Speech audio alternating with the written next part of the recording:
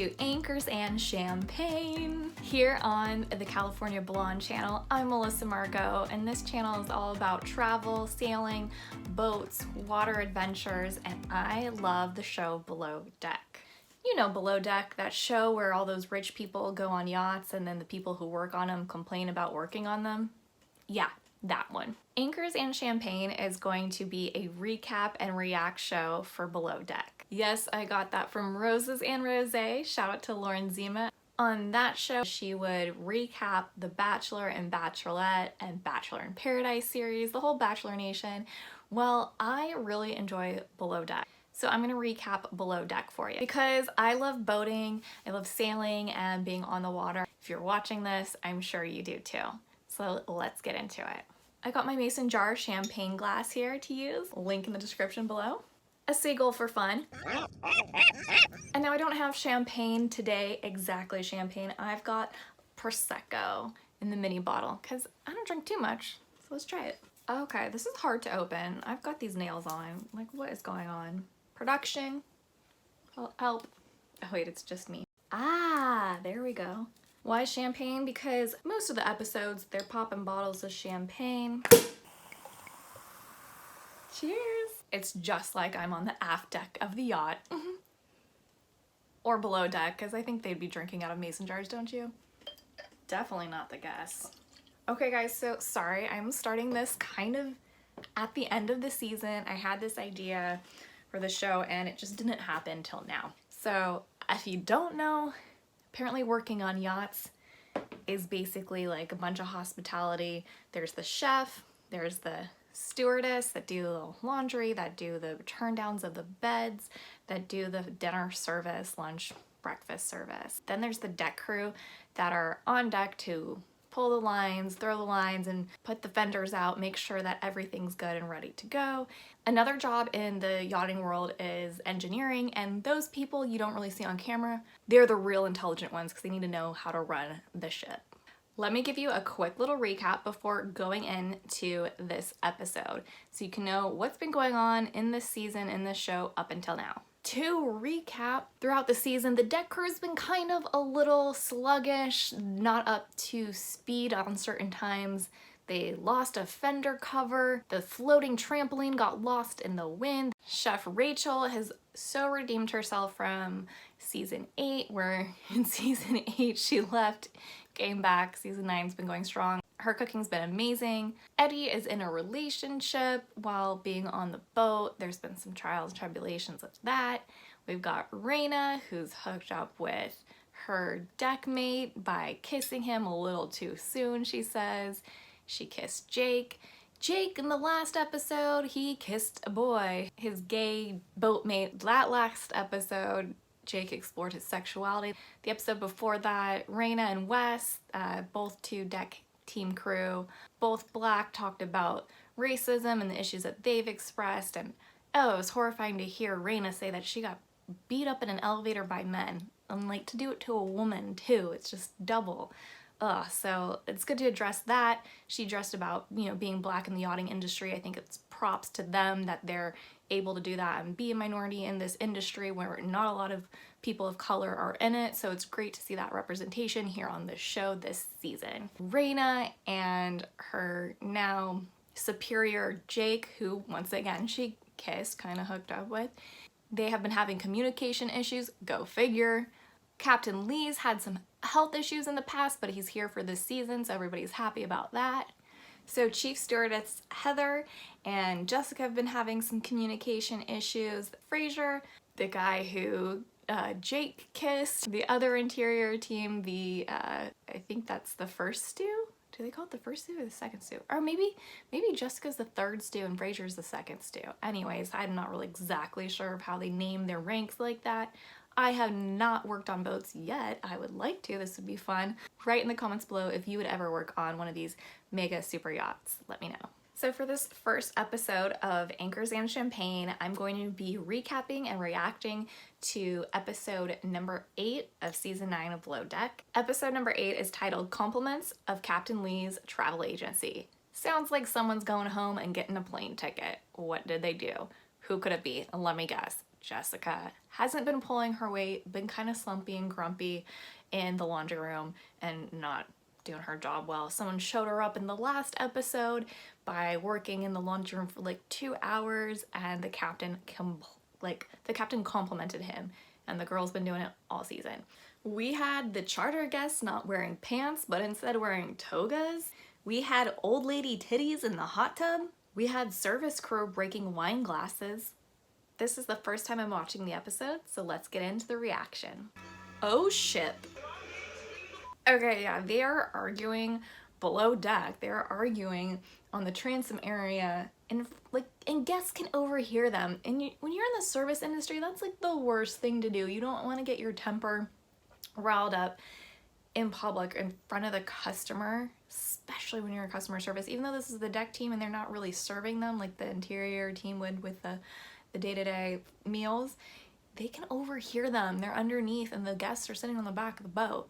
And Eddie comes in all pissed. I would be too, because like as a guest or as a customer, like that's one of my pet peeves is hearing, and I used to be a manager too, so it's like a double pet peeve to hear these people arguing and being so unprofessional in front of guests, because really like that's reflective of you, of your service, and of the business. So everything that they're paying for, when they have like a bad experience or overhear that, it just makes you feel weird and like you're not really getting your money's worth, or that, you know, this whole amazing yachting experience is kind of like, it's just a little tainted. It's tacky to be that unprofessional. I would be like probably way more pissed than Eddie was. He handled that really, really well as a manager. I would have laid down the line a lot more than that. Just saying. It's so unprofessional. I'm gonna call this the mason jar goblet. I mean, right? Like, hello. Yes, I got to go to Greece over this year's summer vacation. It was really fun. I loved the Greek salads. That was amazing. Oh yes, I love tzatziki, olives, feta. Greek salads are amazing. So I didn't really spend a lot of time like eating and discussing with any locals. Well, I did actually on Crete with an Airbnb host that gave us the local dish of like dark bread. Like it was the most amazing bread. It was literally better than most of the restaurants that I went to. And that town was just having our Airbnb host cook us a traditional Greek meal and just relax at our Airbnb. It was really nice. I'll put the link in the description below. You know, guys, here on this channel, I have a life. So I don't do YouTube completely full time, so when I release things is when I release things. Just stay tuned. And I will be putting up my Greece video from June of this year when I get around to it. So when I have it, we'll put the links up here so you can see more about my Greek travels.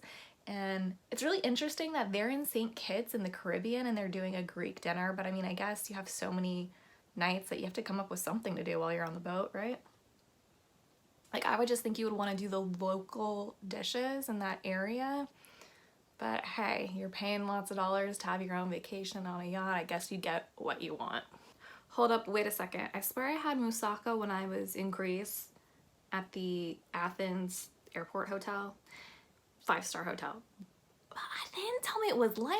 Did I eat lamb? I don't eat lamb. I hope I didn't eat lamb. Maybe that was, because they said it was a traditional dish. I just thought it was like meat, like just like cow. I hope I didn't eat lamb. Yes, Jessica, I'm glad you realized that this is your last stew job, because it definitely showed that nobody really liked you doing your job because you didn't like it. Like, if you have to like your job to enjoy what you're doing, to do a good job, and to be liked by your crew members. So that's probably why her other interior crew didn't like her, is because she just wasn't liking it. God, that was a beautiful shot. Cheers to the film crew. Oh, wait a second. Raina said she doesn't get paid enough to be this stressed out. Don't they get paid pretty well? Isn't that the reason why they work on yachts, for the extra tip and like the good base pay? But they do have to work like all day, so I get that. It can be strenuous. Okay, wait, so their tip is $19,000, and if they divide that up by 8, which is the amount of workers in the Blues that are sitting around the table, minus the captain, minus all the engineers and other staff that are on there that you actually don't see on the show. So I don't know if that was the full tip amount, or that's just the tip amount that they're dividing up between the 8 people. That is $2,375 each for a 3-day thing. Don't most people make that in a month? Why are you even complaining that that's low? I don't get it. I don't get it. I think that's good. She's saying she wants 30,000. Maybe that's because that's not the actual amount they're getting and they're splitting it up between more people that you don't see. I don't know, maybe that makes it down to 2,000 or 1,500. So then, yeah, but still, most people, like average, make that in a week, maybe 2 weeks. 3 days, I think you're doing pretty good. So the crew goes out to a beach club for dinner. Let's see what happens. Oh, Jess and Wes, that's so cute. Their names sound so cute together. Let's see. Sounds like they are gonna hook up in this episode. So Wes and Jess get their own car. The crew gives it to them on the ride back, but they like don't even do anything, and the crew's more hype in their own car. She just gives them a kiss on the cheek and that's it. Okay, there's no romance going on between Wes and Jess. Sounds cool, but it's a no-go. Oh shit, for real? Heather said the N-word? Heather, what are you doing? No, Heather, no. Oh my gosh, you're on vacation and your jaw's wired shut. This chef is gonna have either a challenge or a really easy person to cook for because you just make smoothies. Like, pretty easy, right? I've actually done a liquid cleanse before. You lose a lot of weight in like the first week. It's actually really good. It's for a quick cleanse. It's sad though that she was in an accident, has to have her jaw wired shut. Poor guest. Oh, on your like perfect vacation. But hey, you know, what better way to cleanse than on a yacht in the Caribbean?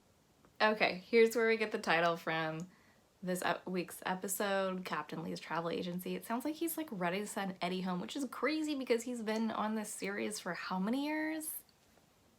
I would never have a conversation with like a boss in their own bedroom. It's so weird, the like conditions and the sleeping quarters and just the working conditions that they're in on these yachts, that it's okay to go into someone's bedroom and like have a conversation work related. I know they're like drinking and it's the end of the night, but to me that was off. Maybe Eddie could have had like a little more understanding, like, okay, let me go talk to Heather just to reiterate that that's not good, and just to reiterate like, hey, like just make sure that doesn't happen again. I think that would have been a good thing for him to say, to add to it. So that's it for this episode. It looks like from the preview for the next episode we got some issues with a girl with a broom. You let a witch on board?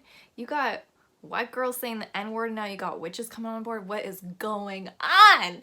I don't know. That kind of creeps me out. The girl with her jaw wired shut, yeah, that makes sense. You're gonna need like constant smoothies all day to feel satiated. Okay, so how was that episode? How'd you like it? Put your comments below and let me know if you like this new series of Anchors and Champagne.